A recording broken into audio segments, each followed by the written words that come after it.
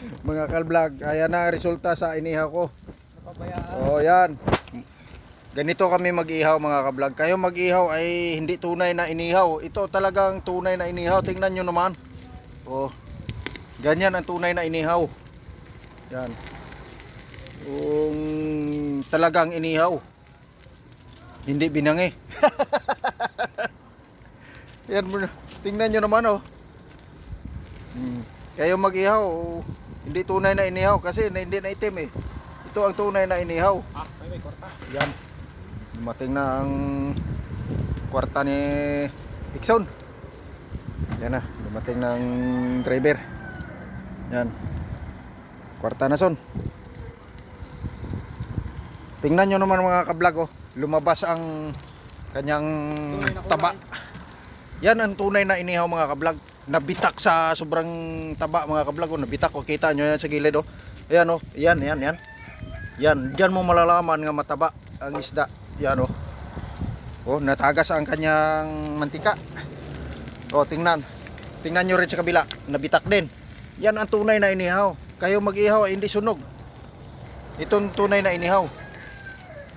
Yan. Siguradong luto. Hindi hilaw. Hindi yung inihaw na kinilaw. Tunay na inihaw ito. Paano naging tunay na inihaw? Dahil na uling siya. Yan. Diyan mo malasap ang sarap. Sarap ng pagmamahal. Yan. Tingnan nyo naman. Oh. Yan, binaliktad na.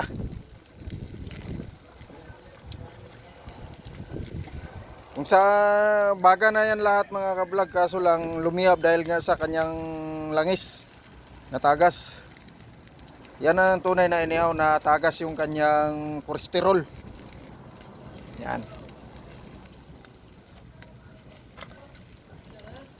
Yan ang tingnan nyo ng malali ito. Yan. Oh. Narinig nyo na lagitik sa tulo ng mantika niya oh. Yan, nalagitik. Yan.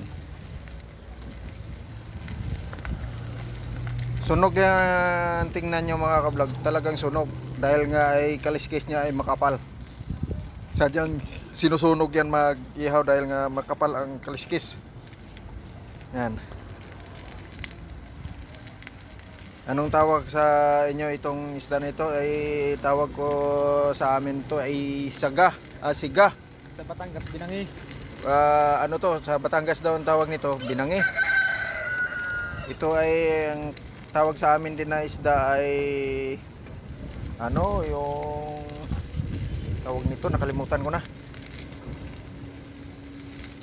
Ganting. Ganting na malaki. Yan. Oh, lalong naliyab yung apoy tuloy na natagasan ng kanyang mantika mga ka-vlog oh. Wala na, baga na yan pero yung tagas ng mantika niya, yun, naliyab. Sige mga ka-vlog, hanggang dito lang muna ang aking video adventure at salamat sa inyong lahat mga ka-vlog, solid supporters. Ay salamat sa inyong lahat. Sa sunod naman natin pagsasama. Mga ka-vlog, I love you to all supporters. Advance Happy New Year para bukas. Babu.